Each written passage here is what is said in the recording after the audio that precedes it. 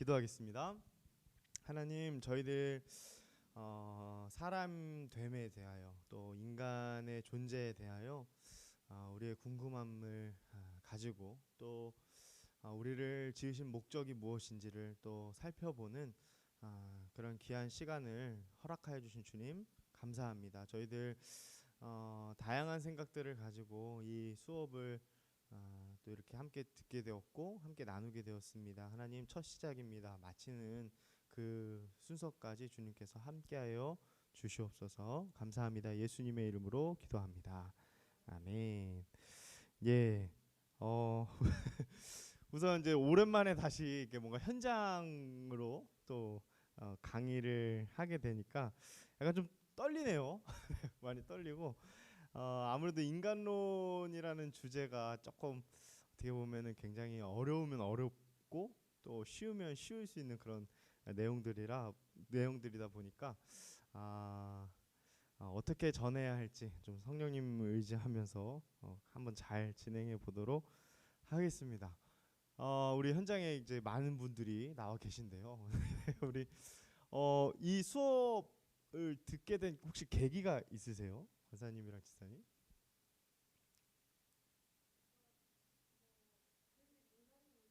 인간이니까. 네. 네. 인간에 대한 관심이 있어서. 네. 우리 강복기 지사님은 네. 그러셨군요. 예, 고맙습니다. 네. 이게 사실 좀 수업을 들어보시면 아시겠지만 약간 졸리실 수도 있습니다. 그래서 제가 일부러 그래서 오늘만 커피를 제가 준비를 했고요. 네, 그래서 현장에 나오실 수 있는 분들은 아마 이 영상을 보시는 분들은 또 다음 주에는 이제 현장에 나오시면 더 좋지 않을까 싶습니다. 자, 그러면 강의를 시작해 보겠습니다. 오늘은 이제 인간론이죠. 그래서 인간에 대한 학문입니다. 예. 우리가 이제 학문이라고 하면 우리의 어떤 지성을 발휘하여서 우리가 서로가 서로의 생각들을 나눌 수 있고 나름대로 정리할 수 있고 이런 지식들이 오가는 것을 우리가 학문이라고 하죠. 그런데 그 학문의 대상이 인간도 될 수 있다라는 거죠. 이게 되게 어떻게 보면 그냥 뻔한 얘기인데 사실 이 부분부터 우리가 같은 전제를 하지 않으면 저마다의 생각들이 다 다르거든요. 조금 이따 살펴보겠지만 굉장히 막 뭐 이 아다르고 어다르고 막 그 단어 그 워드 플레잉 하는 것 같고 약간 그런 이야기들이 좀 나오는데 저희가 믿기로는 인간을 대상으로 학문화하여서 우리는 서로 나눌 수 있다. 네. 그것에 대한 오늘 개관의 시작을 하려고 합니다. 그 라이놀드 리버라는 사람이 있습니다. 이거 좀 글씨가 좀 안 보이는데 제가 한번 읽어드릴게요.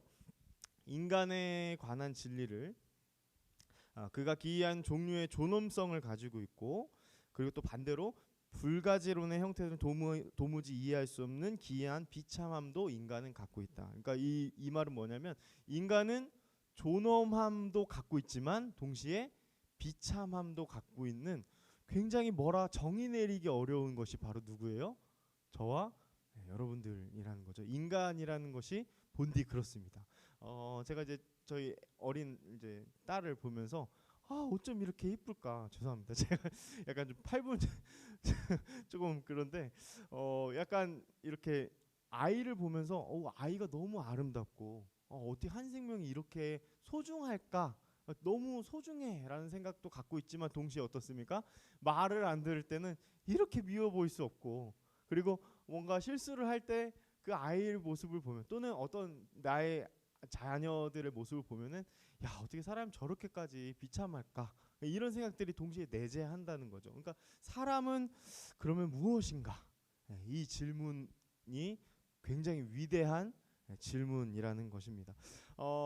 많은 사람들이 그러한 질문을 해왔어요. 아까 제가 시작 전에 우리 교구장님과 그런 얘기를 했는데 이 철학책 같다. 근데 맞습니다. 사실은 이 질문은 아까 학문이라고 했죠. 그러니까 신학에서만 학문적으로 이 질문을 했던 것이 아니라 세상 사람들 그러니까 다른 예수를 믿지 않는 사람들도 이 질문에 대한 고민들을 하고 있었고 이 질문이 굉장히 단순하지만 굉장히 어떻게 보면은 심오한 질문이라는 거죠. 인간은 누구인가? 네, 여러분들은 누구십니까? 네, 이렇게 하면 이제 이름부터 얘기하죠, 저희가. 네, 그런데 생각해 보면, 잠시 생각해 보면 사람이란 무엇인가라는 이 질문에 굉장히 답하기가 어려운 것이 사실이에요. 아까도 얘기했듯이 라이놀드 니부어라는 사람이 얘기했듯이 존엄함과 비참함이 공존하기 때문에 우리 사람이 사람을 잘 모르기 때문에 우리는 이 부분에 대해 사실 공부해야 할 필요성이 있는 거죠. 자, 아까 다시 돌아와서 인간이란 무엇인가라는 질문이 굉장히 어떻게 보면 이 인간론을 공부하는 이유가 될 것입니다. 사유하는 많은 철학자들의 이 질문이었고요.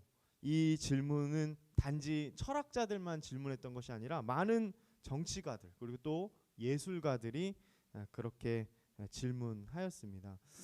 그래서 이제 자신의 존재됨이 무엇인지를 좀 사유하고 그렇게 나아갔던 것이죠.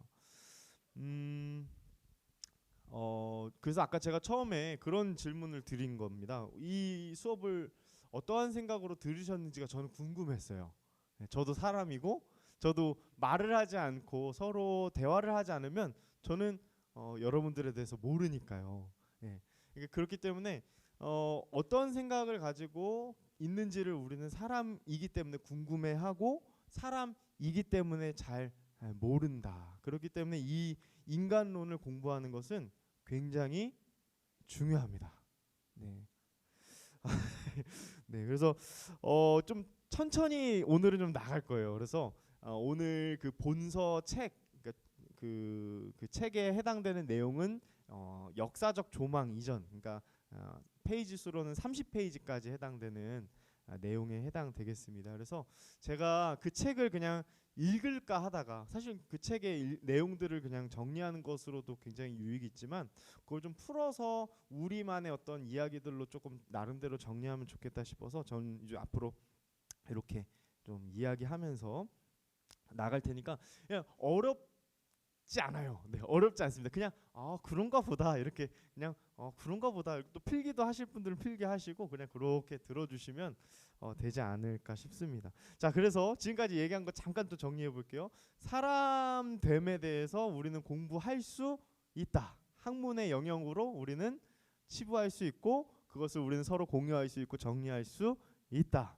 네, 그리고 이 공부는 매우 중요한데 사람됨에 대한 질문은 아주 예전부터 진행되어 왔다라는 겁니다. 예, 근원적 호기심이기 때문에 사실은 그래요. 그래서 우리는 이 질문에 대해서 많은 사람들의 대답들을 우리는 책을 통해서 발견할 수 있습니다. 사람은 무엇인가? 혹시 그 사람은 무엇으로 사는가라는 책을 아시나요?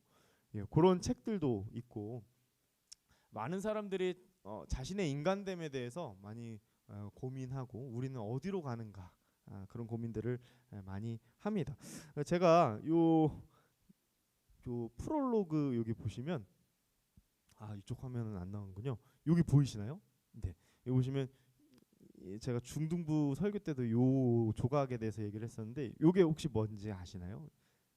네, 맞습니다. 생각하는 사람이라는 이 조각상인데 사실 이 조각상이 그 위치가 그렇대요. 그 단테의 신곡에 굉장히 심취해서 이거를 만들 때 지옥문, 그러니까 이제 지옥에 떨어지기 직전에 사람이 도대체 우리는 어떻게 살아야 하는가 그런 심오한 그 고민에 빠진 인간으로서의 한 인간으로 지금 요거를 의도적으로 그렇게 만들었다고 하더라고요. 저도 그거를 좀 나중에 알게 됐는데, 그러니까 제가 이야기하고 싶은 건 그거죠. 사람에 대해서 굉장히 궁금해 할 수밖에 없고 우리는 그런 질문들을 끊임없이 추구하면서 과연 우리는 어떻게 살아야 하는가, 우리의 생각은 어떻게 돌아가는 거지, 사람의 깊은 근원은 무엇이지, 저 사람이 도대체 저 나를 힘들게 하는 저 왼수 같은 사람 무슨 생각하고 있는 거지, 우리는 궁금해 한다라는 거죠. 그래서 이 호기심은 본래 하나님이 주신 것이기 때문에 이러한 부분들에 대한 우리는 어느 정도의 분명한 답을 가지고 있어야만 합니다. 이거는 실천적인 이유에서 되게 중요한데요. 사람됨에 대해서 우리가 정리하지 않으면 이 세상을 살아갈 때 많은 사람들을 마주칠 때 단편적으로 우리 볼 확률이 굉장히 높게 됩니다. 사람에 대해서 이해가 조금 없으면요. 자, 그러면 요 정도 하면 좀 중요성에 대해서 좀 이야기를 했다고 생각이 듭니다. 자, 그러면 조금 더 깊게 이제 책의 내용을 그 중심으로 한번 다루어 보도록 하겠습니다. 자, 그러면 어떻게 해야 우리 인간을 알 수 있을까요? 나라는 존재를 어떻게 알 수 있을까요? 정말 놀랍게도 이 지점에서 약간 좀 뜬금없긴 할 수 있겠지만 이 믿음이라는 단어가 등장할 수 있을 것 같아요. 이 믿음과 이성, 이 두 가지의 단어가 등장을 할 수 있을 것 같아요. 그러니까 나를 이해하는데 믿음이 필요해요. 자, 이 부분에 대해서 제가 한번 설명을 드려볼게요. 다시요. 나를 이해하는데 일종의 믿음의 영역이 필요하다라는 겁니다. 믿음과 이 어떠한 이해가 하나님을 믿는 데에만 필요한 게 아니라 사람이라는 존재를 이해하는 데에도 믿음이 필요합니다. 여러분 혹시 그 예전에 저 때 항상 한창 그 논란의 그 질문이 있었어요. 제가 고등학교 때 제 친구가 그러는 거예요. 야, 닭이 먼저게 알이 먼저게? 네, 이 질문에 대해서 되게 그냥 툭 하고 던진 질문이었는데 어떤 친구는 무조건 알이라는 거예요. 그리고 또 어떤 친구는 무조건 닭이라는 거예요. 여러분들 생각은 어떠세요?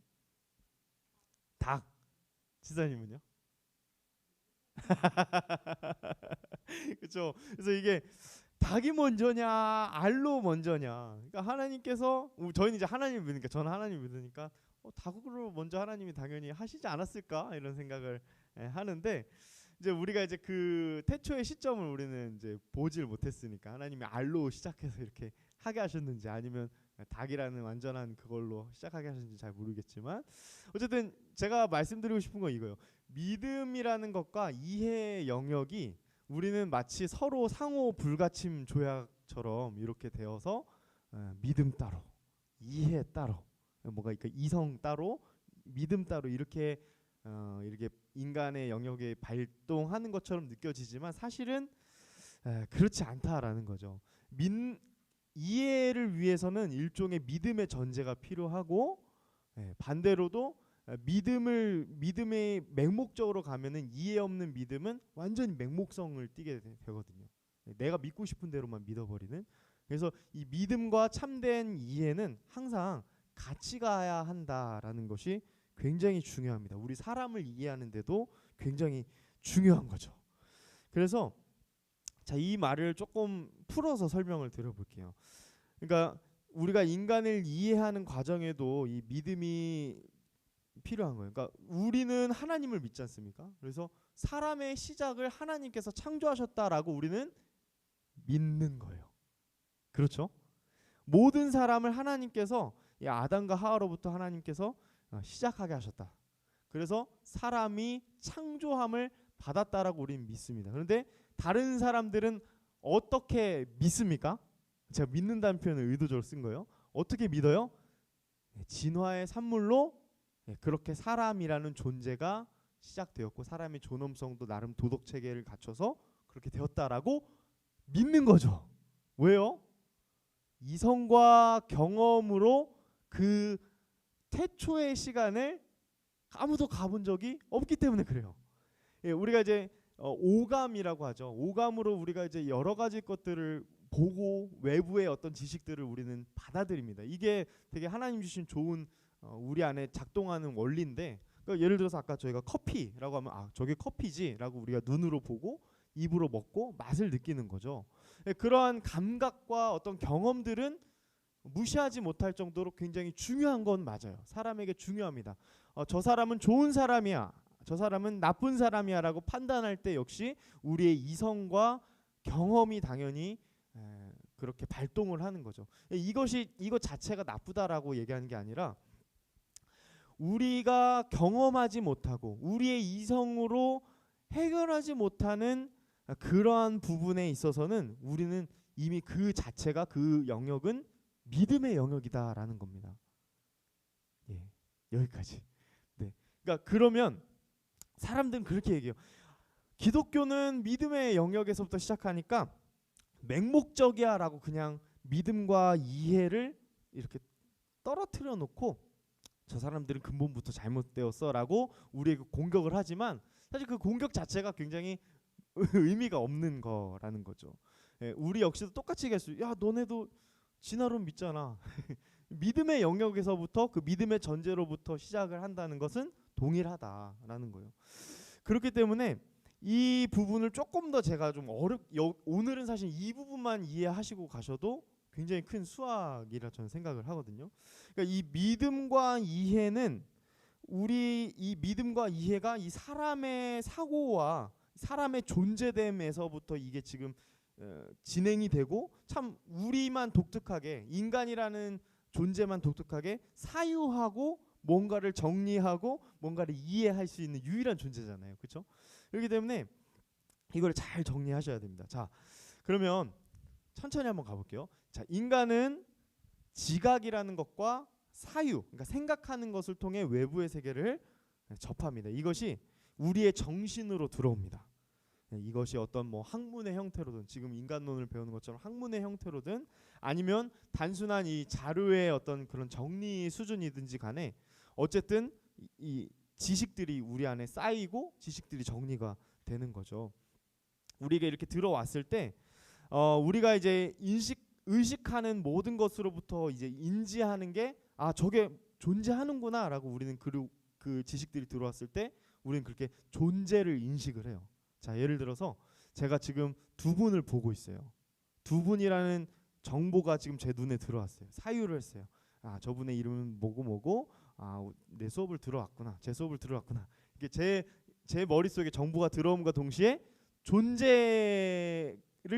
존재가 나와는 또 다른 존재가 저기에 있구나라는 걸 우리는 이제 그것이 이제 인식이 된다라는 거죠. 인식이 되는 거예요.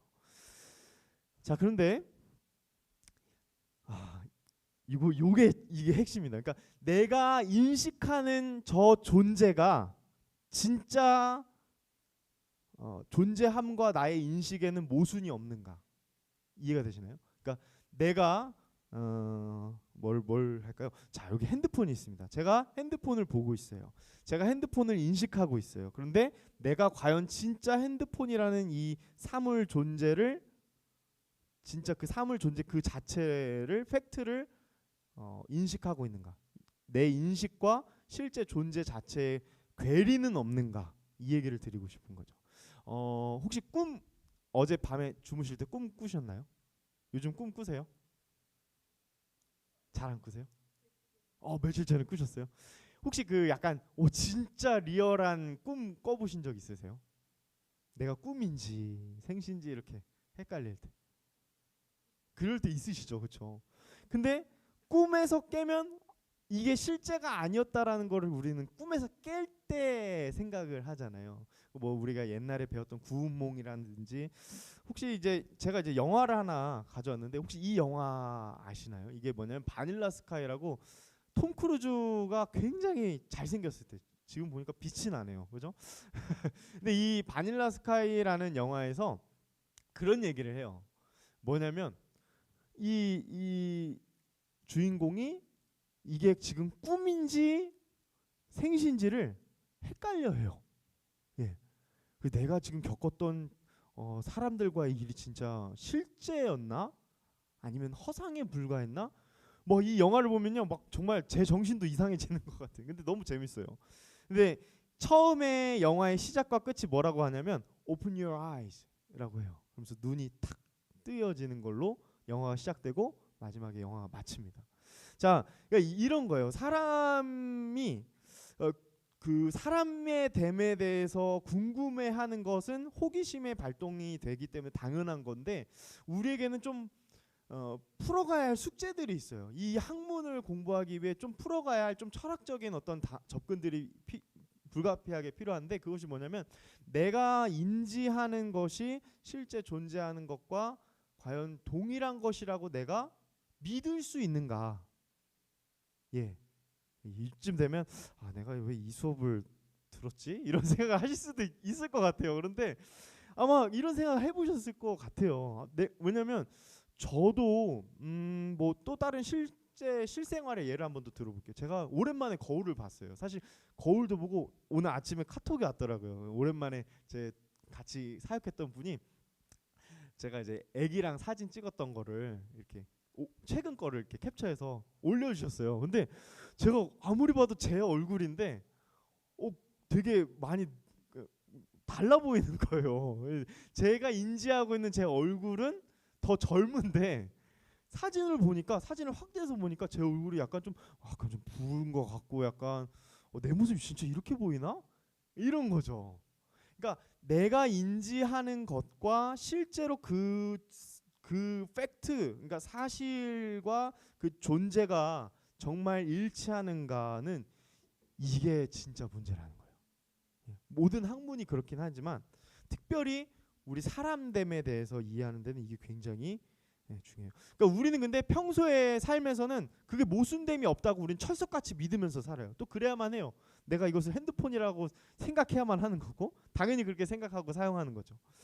그런데 과연 세상이 말하는 학문에서의 말하는 그 이야기들과 세상이 말하는 어떤 철학자들이 말하는 그러한 존재됨의 시작들, 이런 부분들을 우리는 철석같이 믿고 있는 거죠. 사실 알게 모르게 그렇게 그냥 인지하고 그런가 보다 하고, 특히 우리 학생들은 그렇게 이미 지금 믿고 있고요.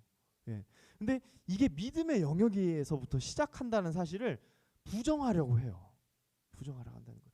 예. 이렇게 짧게만 얘기해봐도 내가 인지하는 것이 정말 경험과 이성을 과연 내가 믿을 수 있는 것인가 부터도 사실 우리는 거기에 근간이 있는가 했을 때 우리는 좀 불안한 거죠. 이해가 되시죠? 예.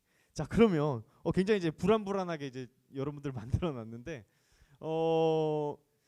이게 모든 철학자들의 고민이었습니다. 사람됨을 고민하다 보니까 풀리지가 않는 거예요. 이렇게 계속 돌고 도는 뭔가의 꼴이 끊이지 않는 게 물음표들이 계속 되는 거죠. 이게 지금 책에 나와 있는 내용인데요. 이 16페이지까지 나오는 얘기들입니다. 그 뭐냐면 사람들, 그러니까 신학이 아니라 신학과 신앙의 관점에서 본 것이 아니라 세상의 학문적인 관점으로 봤을 때 이러한 고민들, 이러한 질문들, 이러한 탐구들이 일종의 역사성을 띠고 있는데, 그 역사성이라 함은 이 질문에 대해서 계속해서 고민을 했던 거죠. 인지하는 게 과연 확실한가? 존재를 우리는 인지하는 그 간극은 없는가? 이런 부분들이 굉장히 오래된 역사를 갖고 있습니다. 그래서 그 중에 몇 가지를 책에서는 얘기하는데, 인간의 존재됨을 어떻게 이해하는가?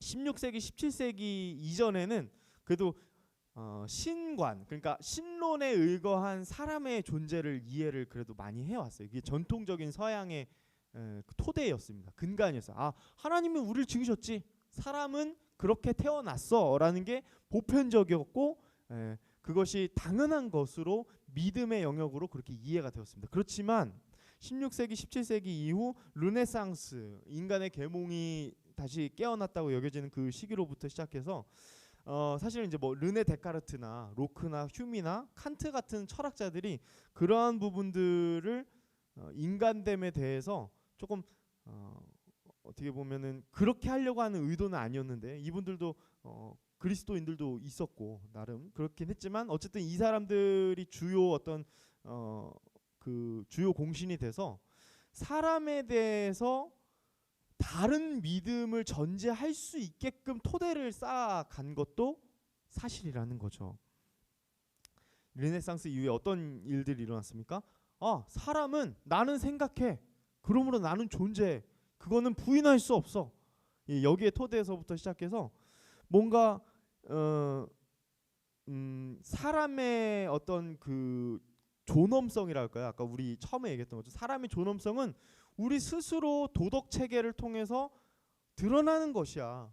하나님이라는 존재가 없어도, 굳이 하나님이라는 존재가 없어도, 하나님이 우리를 하나님의 존귀한 자녀라, 하나님의 형상으로 지었다라는 그러한 레퍼런스가 없어도 우리는 충분히 우리는 스스로 도덕적인 어떤 것들을 행할 수 있고, 우리 스스로 존엄해. 우리의 이성을 믿을 만해. 우리의 이성은 변하잖아. 내가 생각한다는 그 사실에 하고 있는 나의 존재는 분명해 라는 것들이 계속 외침이 되었고, 과연 그러한가라는 공격들과 더불어서 인간론이 점점 어떻게 돼요?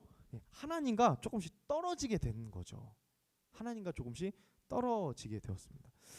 그래서 19세기, 16세기 그런 르네상스 이후부터 19세기에 이르러서는 가장 주요 인간론의 방법이 무엇이었냐면, 그때부터 그 과학주의, 실증주의가 지배적이게 된 거예요. 그러니까 예를 들어 이런 겁니다.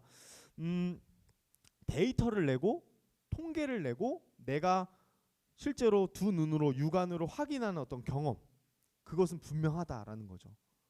과학이 그런 거죠. 과학은 증명해냈을 때 참이 됩니다. 그죠? 가설이었다가 그것을 증명해낼 수 있으면 비로소 그게 참이 되는 거죠. 진리가 되는 겁니다. 그러니까 그러한 방식들이 왜 그토록 돌고 모든 학문의 지배적인 요소가 되었는가 가만 보면 이 인간론에서부터 사실 그 영향이 있었다고 저는 이해를 하는 거죠. 칸트가 그런 외침을 했습니다. 정언명령이라고 해서 dare to know라고 얘기하는 게 있어요. 그러니까 알기를 감행하라. 모든 것들을 다 알기를 시도해봐라. 그리고 우리의 그 모든 것들은 수단이 아닌 목적이 되어야 된다. 우리가 행하는 모든 것들이 사실은 다 목적인인 거죠. 그러니까 내가 뭔가 수단이 아니라 다 목적이 되는 거예요. 그러니까 이런 얘기들을 다 가만 들어보면은 사람 존재됨으로부터 우리는 생각과 우리의 존재의 존엄함과 이런 모든 것들이 사람으로부터 도출되었다라는 그런 이야기들을 철석같이 믿고 싶은 거예요. 믿고 싶은 거예요. 그래서 이러한 부분들이 이제 물꼬를 트기 시작해서 19세기 이후에 그게 아닌데 칸트 너 틀렸어 라고 계속 이야기하면서 나왔던 것들이 뭐였냐면 회의주의였어요. 회의주의 우리가 끝판왕이라고 좀 알고 있는, 사실 그렇진 않은데 니체 이런 사람들 이름 들어보셨을 겁니다. 그렇게 보니까 아무것도 사실은 우리에게 남는 게 없는 거예요. 왜냐하면 토대가 너무 불안한 거예요. 이미 인간이라는 존재에 대한. 지금은 그러면 어떤 방법론이 인간론의 지배적인가? 예전에는 그렇게 과학주의, 실증주의가 우세였다면 지금 19세기 이후부터, 그러니까 회의주의가 한번 거친 이후에 우리에게 지배적인 대세는 뭐냐면 정신분석학입니다. 그리고 심리학. 확실히 그런 것 같아요. 왜냐하면 요즘 TV 보시면 저도 재밌게 보는 프로그램이 있어요. 뭘까요? 제가 좋아하는 분이기도 해요. 오은영 박사. 오은영. 제가 한번 궁금해서 찾아봤습니다. 오은영 박사님이 프로그램 몇 개 하는지 찾아봤는데 12개를 하시더라고요. 저 몰랐어요. 그러니까 확실히 정신분석학이 지금은 대세예요. 대세. 그러니까 이게 시사하고 있는 바가 뭔지 보이십니까? 지금 대중화된 인간을 이해하는 방식이 지배적인 건 뭐냐면 확실히 이 현대 철학과 현대 철학에서는 정신 분석학이라는 거예요. 인간의 내면에 접근을 해야 된다. 나도 나 스스로를 잘 모르는 내 내면의 중심을 살피는 것이 중요하다. 자, 이게 19세기 이후의 일이라고 했어요. 19세기 이전에는 그래도 어느 하나의 담론은 존재했습니다. 그래도 어떤 공통된 것들을 우린 찾을 수 있어라는 믿음이 있었어요. 저 사람도 이 사람도 우리가 학문화시키고 무언가를 공통된 무언가 사람의 됨됨이와 어떤 그런 것들을 우린 정리할 수 있을 거라는 믿음이 있었지만 산산이 깨져버리게 되죠. 이 부분에는 사실은 세계 대전의 역할도 컸습니다. 그러니까 사람들이 잔인하게 서로 학살하고 죽이는 그러한 인간의 그 비참함을 많은 서양인들이 그 목도하게 되면서 과연 사람의 존재는 뭔가, 사람의 가치는 뭔가, 이런 것과 이제 결부돼 있기도 하지만 그 전까지는 사람에 대한 어떤 공론, 담론이 있었어요. 정확하게 뭔가 모든 사람이 어떤 A를 얘기해도 다 이해를 할 거야라는 생각도 있었지만 그렇지 않다라는 거예요. 19세기엔. 그래서 19세기 이후는 뭐가 되냐면 특징이 있어요. 나는 당신과 다르다라는 거예요. 자, 금쪽 같은 내 새끼를 저도 종종 봅니다. 제 아내랑 보는데 거기서 많은 대부분의 솔루션의 어떤 방법론을 보면은 이 아이는 이 아이로 대줘야 되는 거, 그죠? 그래서 우리는 뭐랄까요, 그냥 다른 애들처럼 보편적이게 어떻게 너가 이렇게 행동해야지, 이런 어떤 부모님들에게 주시는 이분의 어떤 솔루션들을 보면은 이 아이는 또 고유한 이 아이의 어떤 문제가 있고 그것을 캐치해내서 그 문제를 해결해 줘야 됩니다라는 게 이런 얘기들인데, 이게 틀렸다는 말이 아니라요. 지금 대세가 뭐냐면 나는 너와 다르다. 자, 이 말이 왜 중요하냐면요. 인간론을 아무리 이 지금 현대 세상에 이제 나가서 이런 얘기를 해도 씨알도 안 먹혀요. 왜 그럴까요? 나는 너와 다르다라는 것 때문에 그래요. 신학에서도 마찬가지죠. 나는 너의 신학에 지지하지 않아. 이게 종교다운주의랑도 연관이 되는 겁니다. 그러니까 당신의 진리는 당신이 그렇게 찾으세요. 나는 당신과 달라요. 가 되는 거죠. 이해가 되시죠? 그러니까 무슨 말을 못 하는 거예요. 공통된 진리가 없다는 거예요. 공통된 무언가를 얘기하려고 해도 공통된 담론 자체를 형성하지 못하는 대세가 지금 되어 버렸다라는 겁니다. 자, 그럼 저희가 지금까지 무슨 얘기를 나눴을까요? 지금까지 우리는 인간을 이해하는 어떤 역사성을 살펴본 겁니다.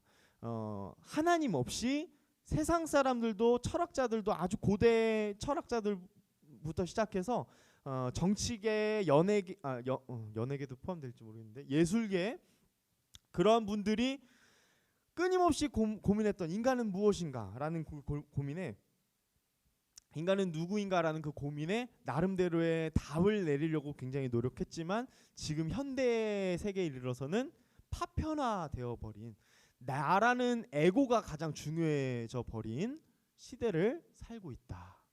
학문도 완전히 파편화되어 버렸어요.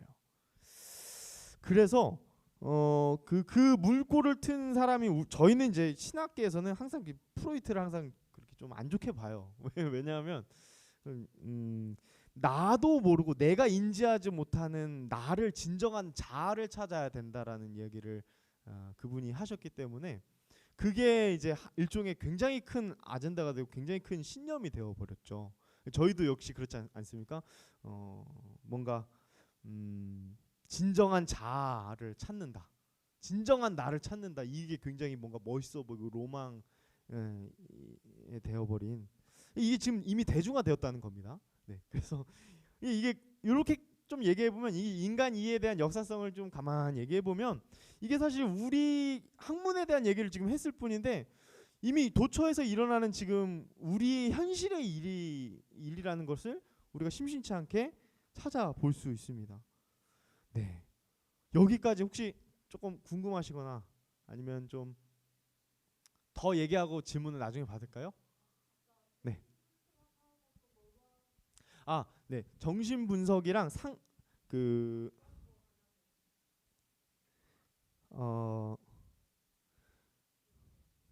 네, 이제 본서의 책에서는 상담학이랑 윤리신학이라고 했는데 이제 정신 분석학.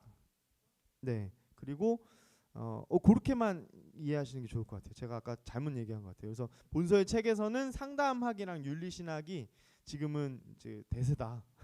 그러니까 칸트의 정언명령 이런 거 다 필요 없어 막 얘기하면서 사람들이 회의적인 입장으로 돌아서게 되면서 자신의 오로지 자아만 중요해지는, 나는 너랑 달라라는 출발점부터 시작하게 되면서 이게 참 쉽지 않아요. 그러니까 저희들도 뭐 예를 들어서 우리 교구나 목원들과 막 얘기하다 보면은 언제 조금 벽을 느낄 수도 있냐면, 난 진짜 공감해주고 싶고 너무 위로해주고 싶고 막 같이 이렇게 웃고 싶은데 그래 나는 너와 달라 이렇게 어느 정도의 선을 그어버리면서 내가 얘기했던 어떤 솔루션이나 내가 얘기했던 어떤 그런 것들이 완전히 다르다라는 것으로 얘기했을 때 이게 접점인 것 같아 보였지만 접점이 결국 아니었다라는 것이 드러날 때 좀 힘들잖아요, 마음이. 근데 그런 거죠, 쉽게 얘기하면. 그렇습니다. 이게 지금 요즘 대세인데, 그렇다면 우리가 그러면 아까도 그런 얘기를 했어요. 내가 인지하는 것과 실제 존재의 그 간극을 어떻게 해결할 수 있는가. 사실 우리 인간의 이해 역사성을 살펴봤을 때 그것을 그 간극을 메꿨던 학문은 단 한 개도 없었어요. 단 한 개도 없었어요. 심지어 지금 현대 철학이나 방금 얘기했던 어떤 정신분석학도 뭐에 기반을 하고 있냐면 그냥 인간 자체 또 내면에 내가 알지 못하는 어떤 그 내면에 의지한 기준에 있는 것이지, 결국 이것도 선순환이고 이 계속 돌고 도는 것밖에 안 되는 것이죠. 그러면 과연 진짜 이렇게밖에 인간을 이해하는 것이 막혀 있는가? 우리는 그 답을 찾아야겠죠. 그렇기 때문에 신학적인 접근이 우리는 반드시 필요합니다. 이것은 그냥 신학생들만 배워야 되는 것이 아니라 우린 이미 지금 신학을 하고 있어요. 우리 여기 계신 분들도, 그리고 또 영상을 보시는 분들도 이미 우리는 신앙을 소유한 자들이라면 신학도 정리되어져 가는 과정 중에 우리는 이미 있는 겁니다. 그렇기 때문에 신학적으로 우리가 이 인간을 이해하는 것이 굉장히 중요합니다. 왜요? 유일한 해결점이기 때문에 그래요. 자, 사람들의 여러 가지 솔루션, 인간이란 무엇인가에 대한 솔루션을 봤을 때 결국 두 가지로 수렴이 되는 겁니다. 인간의 내면적 이성 또는 경험, 이 두 가지로 이해가 되는 거죠. 주관적인, 내가 이해하는 주관적인 실제는 나의 흔들리지 않는 이성의 근간에 비유했을 때 답은 이거야 라고 얘기하는 사람이 있고, 나의 주관적인 어떤 의지로 봤을 때 내 경험상 이거야 라고 말하는 이 두 부류밖에 없다라는 거예요. 그렇지만 결국 실체와 논증 사이의 이 간극은 메꿔지지 않는다. 자, 그러면 신학적인 접근을 했을 때 우리가 그럼 답을 얻을 수 있을까요? 네, 있습니다.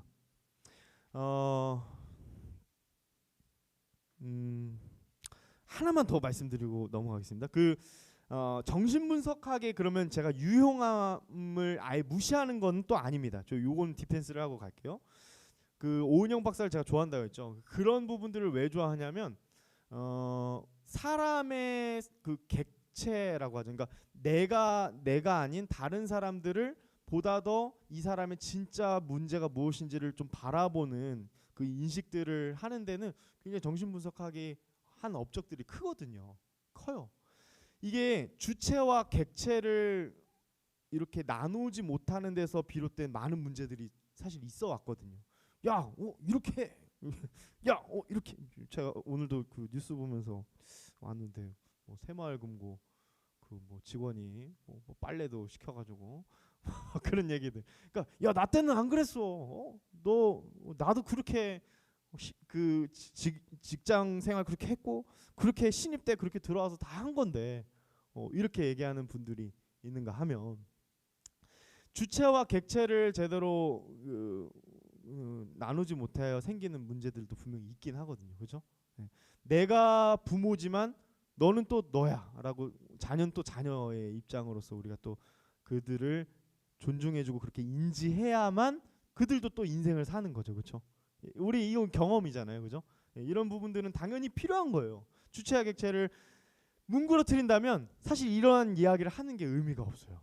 왜냐면 나는 곧 너고 너는 곧 나이니까 굳이 사유할 필요도 없고 굳이 그 간극을 메꿀 필요도 없어요. 그러면 아무것도 되지 않으니까. 그러니까 필요합니다. 정신분석학도 필요하고 주체와 객체를 나누는 것도 필요하지만 이것만 가지고는 우리가 기준 삼을 수 있는 근거가 아무데도 없다라는 거예요. 사람의 어떤 학문 안에서는 결국 다 보면은 다 돌고 도는 이성과 경험의 이야기라는 겁니다. 그러면 어떻게 해야 될까? 신학적 인간론으로 봤을 때는 이 특별 계시에 의존해야 합니다. 이게 굉장히 중요합니다. 뭐 밑줄 여러 번 칠 수 있을 것 같아요. 특별 계시에 의존해야 합니다. 특별 계시는 뭡니까? 성경이죠. 하나님께서 우리에게 reveal, 보여주신, 밝히 드러내 보여주신 이 세계와 하나님과 인간에 대한 부분을 우리의 인식의 원리로 삼고 인간이 무엇인가에 대해서 접근해야 우리가 비로소 참된 인지와 참된 존재의 이 간극을 메꿀 수 있는 유일한 답을 찾을 수 있다라는 것입니다. 시편 73편에 보면 이런 말씀이 있습니다. 제가 이 아사베 시를 되게 좋아합니다. 제가 한번 읽어드릴게요. 하나님이 참으로 이스라엘 중 마음이 정결한 자에게 선을 행하시나 나는 거의 실족할 뻔하였고 내 걸음이 미끄러질 뻔하였으니 이는 내가 악인의 형통함을 보고 오만한 자를 질시하였음이로다. 아멘. 여기서도 인간론이 나옵니다. 신학적인 인간론을 펼치는 시편 저자의 모습이 나오는데요. 뭐냐면 이 사람이 사람을 봤어요. 어떤 사람을 봤냐면 악인을 본 거예요. 악인을 봤는데 야, 저 사람 떵떵거리면 잘 사네. 막 나쁜 짓 다 하고 하는데 좋은 집, 뭐 좋은 차 다 끌고 다니고 막 너무 막 대대손손 형통해 가는 걸 보는 거예요. 그러니까 야, 이게 뭐지? 라는 생각을 하는 거죠. 이게 시편 73편의 이야기인데 나름대로 인간론을 갖고 있는 거죠. 아니 악을 행한 사람이 어떻게 죽지 않고 저렇게 잘 살지? 궁금해하는 거죠. 그러니까 우리도 사실 어떻게 보면은 인간론을 공부해야 할 실질적인 이유 중에 하나가 뭐냐면 우리의 인식함들이 다 인간을 바라보고 우리는 살아가니까요. 사람들을 마주하면서 살아가니까요. 이 공부를 해야 돼요. 그러니까 저 속을 알 수 없는 저 사람, 저 악한 사람 도대체 어떻게 되는 거지? 도대체 저걸 어떻게 내가 받아들여야 되는 거지? 이런 부분들에 대한 그 정리가 안 돼 있으면 신학적 인간론의 정리가 되어 있으면 우리는 좀 초연해지고 좀 이렇게 보다 더 넓은 마음을 가지고 우리는 살아갈 수 있는 것이죠. 그래서 지금 여러분들과 제가 하는 이 학문은 굉장히 실용적인 것이기도 합니다. 예, 사람을 지금 공부하고 있습니다. 근데 아까도 말씀드렸지만 시편 73편에서도 이 마지막 말미에 뭐라고 하냐면 하나님께서 그 마지막에 악인의 마지막 그 끝을 알게 하심으로 이 시편 저자가 마음이 하나님을 찬양하면서 그렇게 마무리가 되거든요. 그러니까 저는 이게 굉장히 중요한 통찰이라고 봅니다. 그래서 하나님께서 이 성경 말씀을 통해서 사람을 바라보고 세상을 바라보는 인식을 주셨기 때문에 우리는 바른 인식을 할 수 있고 바른 생각으로 사유할 수 있고 바른 참된 존재됨을 인지할 수 있게 되는 것이죠. 시편 8편에서도 사람이 무엇이간데 주께서 그를 생각하시며 인자가 무엇이간데 주께서 저를 권고하시나이까라는 말씀, 우리가 잘 아는 말씀이죠. 시편 8편에 그런 말씀이 나옵니다. 그러니까 사람이 도대체 무엇이길래라고 이 시편 저자도 물었어요. 근데 하나님을 빼고서 이거를 얘기할 수 있습니까? 없습니까? 없다라는 겁니다. 그래서 오늘 다 잊어버리셔도 좋은데 요거는 꼭 기억하시면 될 것 같습니다. 하나님과의 관계 속에서 사람을 생각하는 것, 이것이 특별 계시를 통해서 성경 말씀을 통해서 인간을 이해하는 방법이다라고 우리가 정말 짧지만 신학적인 명제로 그렇게 정리할 수 있는 것입니다. 하나님의 그 관계 안에서 사람은 놓여져 있는 존재입니다. 하나님이 창조하셨고 하나님이 다스리시고 하나님이 구속하신 구원하신 존재. 그러므로 우리는 하나님과의 관계 속에서 사람을 이해해야만 악인의 악인됨, 저 사람의 저 사람됨, 나의 나됨을 전인적으로 이해할 수 있는 것입니다. 좀 시간이 이제 한 5분 정도 남아서 저는 시간을 철저하게 지키려고요. 그래서 많이 나간다고 해서 중요한 게 아니라 중요한 얘기들이 잊혀지지 않는 게 중요하고 정리가 되는 게 중요하니까요. 그래서 이제 그 그 본서의 책에서는 이 신학적인 인간론에 대해서 그 다음 파트로 다루면서 무슨 얘기를 하냐면 칼빈이라는 분을 얘기를 해요. 칼빈이 26살 때 초판, 기독교 강요 초판을 기록했어요. 그런데 거기에 보면은 그 분의 신학적인 그 접근 방식이 그랬다라는 겁니다. 무슨 말이냐면 하나님을 먼저 생각하고 하나님을 먼저 다룬 후에 부차적이라고 하면 좀 그렇고 관계 안에서 사람의 사람됨이 무엇인가를 다뤘습니다. 그래서 그 책 기독교 강요를 보시면 창조주 하나님을 아는 지식, 그리고 그 다음에 인간이 이제 타락한 이후에 당연히 누가 필요해요? 구속주 하나님, 예수 그리스도를 아는 지식. 예. 그 안에서 우리가 사람의 사람됨을 다루거든요. 그러니까 이게 학문의 방향과 학문의 이 절차부터도 기독교 전통에 있어서 굉장히 중요한 것이 바로 이러한 그 겸손과 이러한 방향성이라고 할 수 있습니다. 사람은 사람 스스로 기준 삼아서 무언가를 찾아낼 수가 없어요. 진리를 갈구하지만 이 인간의 이 돌고 도는 그 경험과 이성 안에서는 찾을 수가 없다라는 게 우리가 알고 있는 진리라는 것입니다. 그래서 많은 신학자들이 겸허하게 전통적으로 이런 전통들을 따르는 것이 되었고요. 그래서 조직 신학을 배울 때 어떻게 배우냐면 신론부터 배웁니다.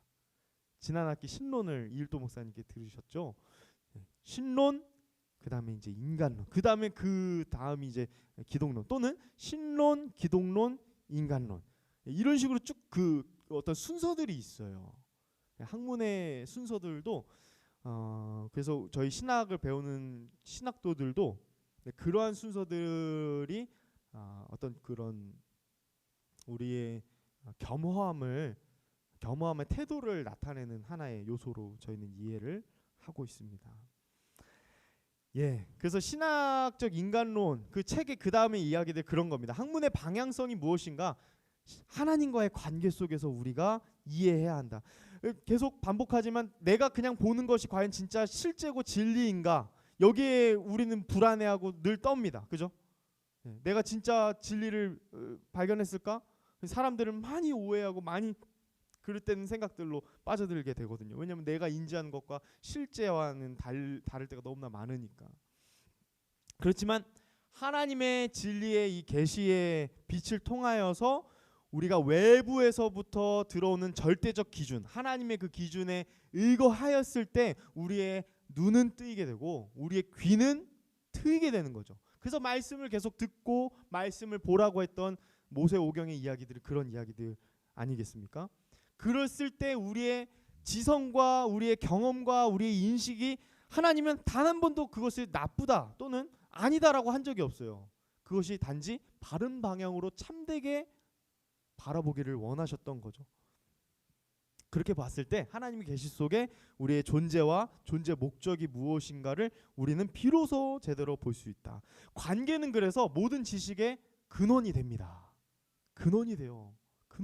하나님과의 관계 속에서 하나님이 주신 그 진리의 빛을 통해서 우리가 우리됨을 알 수 있는 거. 저 왼수 같은 저 양반을 알 수 있는 거죠.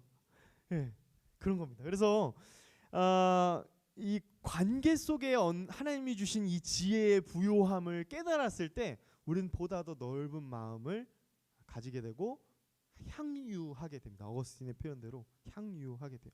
학문이 얼마나 이 하나님을 아는 지식 그리고 또 인간을 아는 지식이 얼마나 지혜롭고 달콤한지, 하나님은 얼마나 우리를 오묘하게 지으셨는지를 우리는 그 아름다움을 배우게 되는 것이죠. 결국에 제가 오늘도 많이 준비했지만 제가 저번에도 그랬거든요. 이게 한 60%밖에 못 나갔어요. 오늘 준비한 거에. 그래서 오늘은 한 요쯤 하고요. 그 지금 어디까지 책으로에 대한 내용을 나갔냐면 연구 목적, 그러니까 1-3까지를 나갔습니다. 그래서 제가 1-3까지만 조금 말하고 마칠까 합니다. 그래서 1-3에 보면은 이런 얘기가 있어요.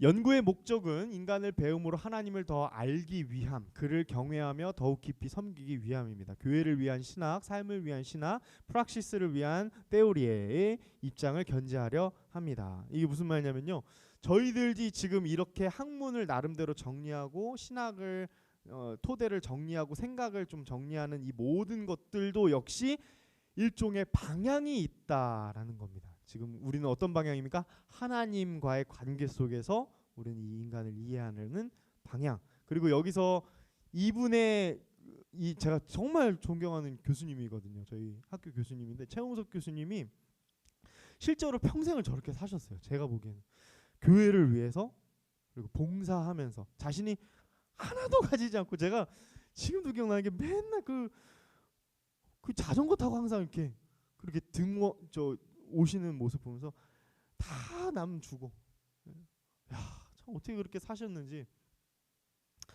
근데 우리의 이 이해는 그래야 된다는 거죠. 여러분 혹시 이 인간론을 배우시면서 나의 교만함을 위한 학문이 되어서는 절대 안 될 겁니다. 이것을 공부를 저와 함께 하시면서 우리는 그러면 어떻게 교회에 이런 부분들을 녹여낼 수 있을까? 내가 저 사람을 어떻게 이해할 수 있을까? 어떻게 용납하고 또 어떻게 저 사람을 사랑으로 인도할 수 있을까에 대한 우리의 같은 공통된 학문의 방향성, 우리의 연구의 목적이 봉사적인 성격으로 같이 나아갔으면 좋겠습니다.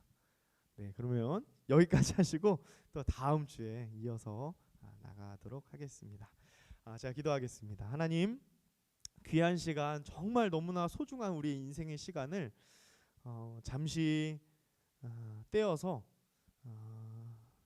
함께 나누었습니다. 하나님, 우리가 나눈 이 내용들 세상의 학문적 성격으로 우리 사람을 바라보는 그러한 이해들, 그리고 또 그와는 반대로 하나님과의 관계 속에서 우리 사람됨을 이해하는 이 내용들을 우리가 살펴보았는데, 하나님 간절히 바랍니다. 우리가 더욱더 인간론을 공부하면서 우리의 지식이 쌓여가면서 우리의 지성이 부유해질 때마다 더욱더 하나님을 깊이 알아가게 하시고, 더욱더 깊이 하나님께 봉사하게 하시고, 더욱더 깊이 하나님 앞에 엎드릴 수 있는 저희들 되게 하여 주시옵소서. 감사합니다. 예수님의 이름으로 기도합니다.